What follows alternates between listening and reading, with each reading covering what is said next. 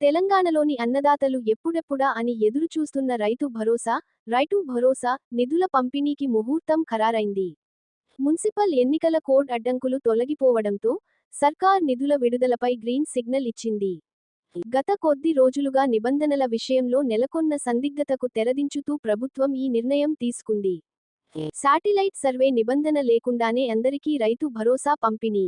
Municipal ఎన్నికల code ముగిసిన వెంటనే ఫిబ్రవరి 17 నుంచి నగదు జమ. ఎకరానికి 6,000 రూపాయలు చొప్పున ఒకే విడతలో పెట్టుబడి సాయం. రాష్ట్ర వ్యాప్తంగా 1.45 కోట్ల ఎకరాలకు 9,000 కోట్ల రూపాయలు నిధులు విడుదల. నిజానికి కేవలం సాగులో ఉన్న భూములకే రైతు భరోసా ఇవ్వాలని, ఇందుకోసం శాటిలైట్ సర్వే నిర్వహించాలని ప్రభుత్వం తొలుత భావించింది.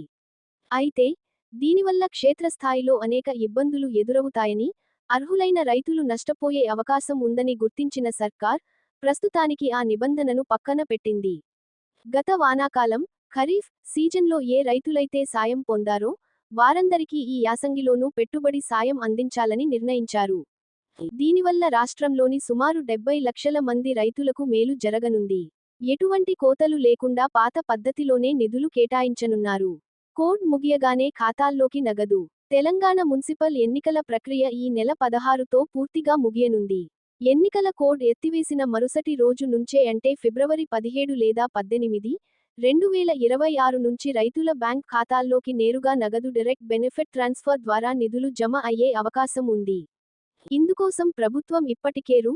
9,000 కోట్లను సిద్ధం చేసింది. రైతన్నలకు ఊరటనిచ్చే నిర్ణయం. పెట్టుబడి సాయం ఆలస్యం కావడంతో ఇబ్బందులు పడుతున్న రైతులకు ఈ వార్త పెద్ద ఊరటనిచ్చింది. ఈసారి ఎకరాల వారీగా కాకుండా అందరికీ ఒకేసారి నిధులు విడుదల చేసే అవకాశం కనిపిస్తోంది. దీనివల్ల వ్యవసాయ పనులకు ఆర్థికంగా ఎంతో ఆసరా లభిస్తుందని రైతులు ఆనందం వ్యక్తం చేస్తున్నారు. రైతు భరోసా డబ్బులు ఎప్పుడు జమ అవుతాయి? మున్సిపల్ ఎన్నికల కోడ్ ఫిబ్రవరి 16తో ముగియనుంది.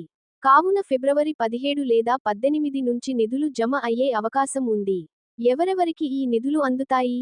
గత ఖరీఫ్ సీజన్లో ఎవరైతే రైతు భరోసా పొందారో వారందరికీ ఈసారి కూడా నిధులు అందుతాయి.